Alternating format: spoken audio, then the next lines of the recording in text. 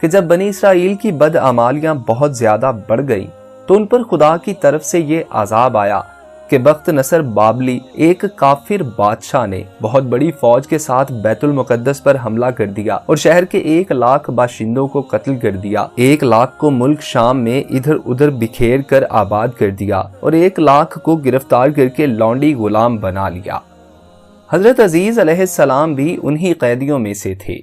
اس کے بعد اس کافر بادشاہ نے پورے شہر بیت المقدس کو توڑ پھوڑ کر مسمار کر دیا اور بالکل ویران بنا ڈالا۔ بات کو آگے بڑھانے سے پہلے بتاتا چلوں کہ بخت نصر کون تھا۔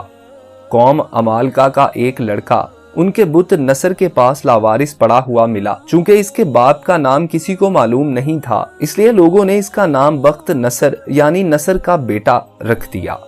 خدا کی شان کہ یہ لڑکا بڑا ہو کر بادشاہ کی طرف سے سلطنت بابل پر گورنر مقرر ہو گیا، پھر یہ خود دنیا کا بہت بڑا بادشاہ ہو گیا۔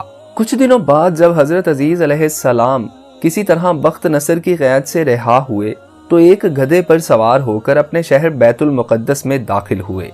اپنے شہر کی ویرانی اور بربادی دیکھ کر ان کا دل بھر آیا اور وہ رو پڑے۔ چاروں طرف چکر لگایا مگر انہیں کسی انسان کی شکل نظر نہیں آئی۔ ہاں یہ دیکھا کہ وہاں کے درختوں پر خوب زیادہ پھل آئے ہیں جو پک کر تیار ہو چکے ہیں، مگر کوئی ان پھلوں کو توڑنے والا نہیں ہے۔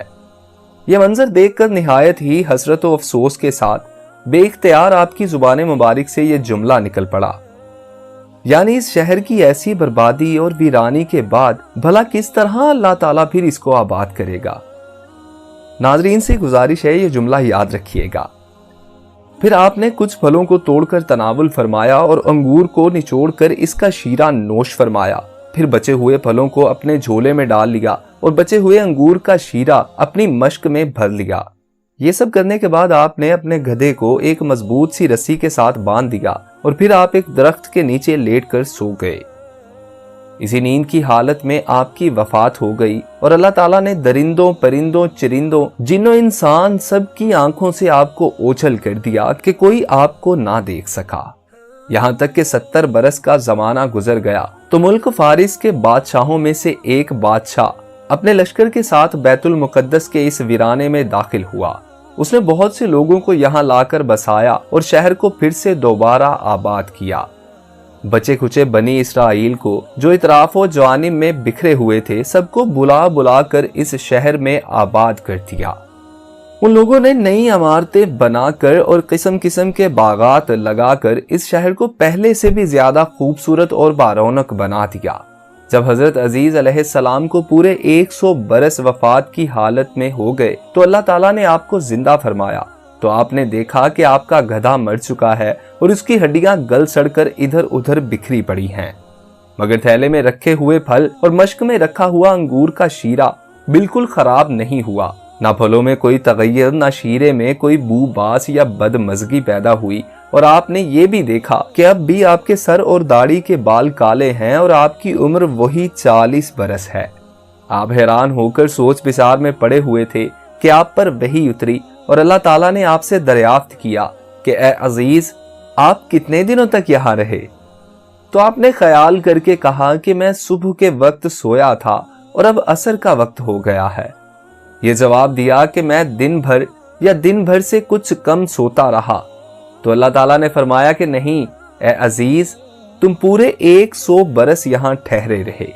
اب تم ہماری قدرت کا نظارہ کرنے کے لیے ذرا اپنے گدھے کو دیکھو کہ اس کی ہڈیاں گل سڑ کر بکھر چکی ہیں، اور اپنے کھانے پینے کی چیزوں پر نظر ڈالو کہ ان میں کوئی خرابی اور بگاڑ پیدا نہیں ہوا۔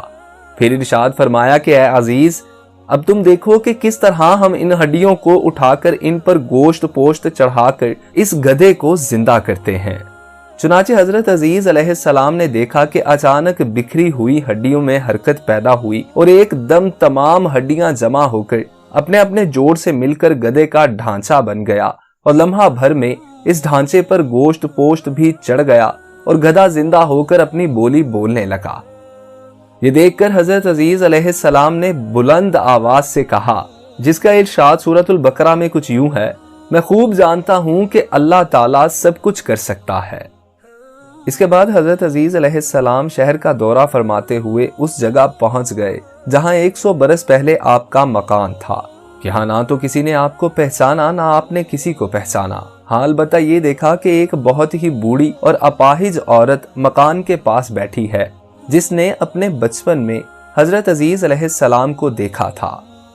آپ نے اس بوڑھی عورت سے پوچھا کہ کیا یہی عزیز کا مکان ہے؟ تو اس نے جواب دیا کہ جی ہاں۔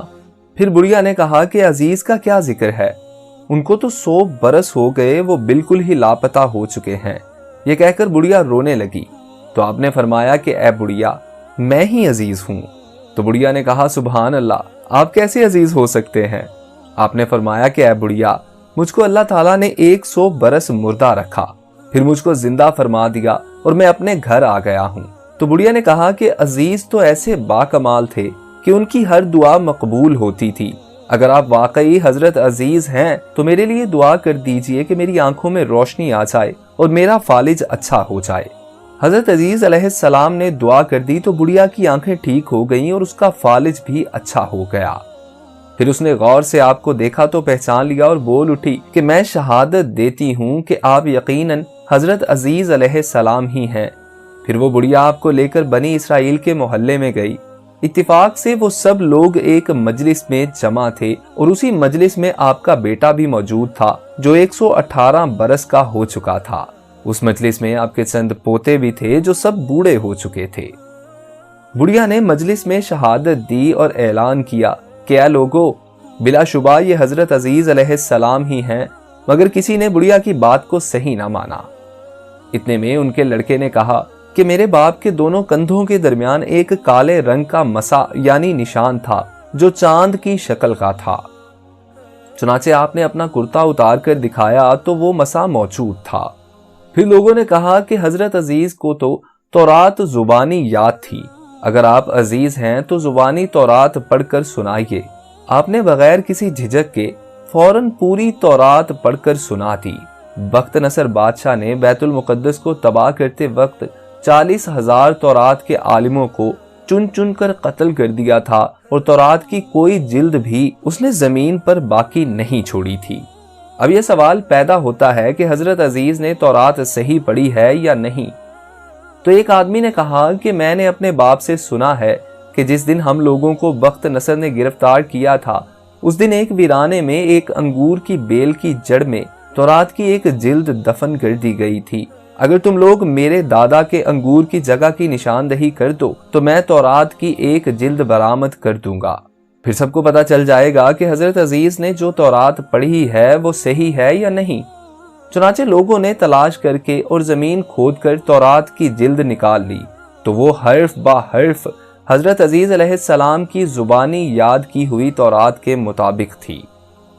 یہ عجیب و غریب اور حیرت انگیز ماجرا دیکھ کر سب لوگوں نے ایک زبان ہو کر یہ کہنا شروع کر دیا کہ بے شک حضرت عزیز یہی ہیں اور یقیناً یہ خدا کے بیٹے ہیں۔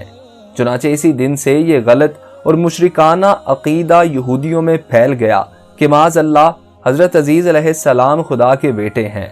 حضرت عزیز علیہ السلام کے سمجھانے سے کافی لوگ اس مشرکانہ عقیدے سے باز رہے، مگر ان کی وفات کے بعد یہ عقیدہ پھر بہت سے یہودیوں نے اپنا لیا۔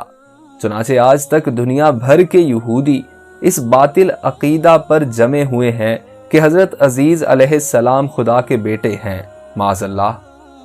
تو آج کے لیے اتنا ہی۔ اگر آپ لوگوں کو واقعہ اچھا لگا ہو تو اس ویڈیو کو لائک کیجیے اور نئے آنے والے دوست ہمارے چینل کو سبسکرائب کر کے ساتھ لگے بیل آئیکن کو پریس کر کے آل نوٹیفیکیشنز آن کر لیجیے۔ اپنے دوست محسن رضا کو اجازت دیجیے۔ اللہ آپ کا اور میرا حامی اور ناصر ہو۔ اللہ نگہبان۔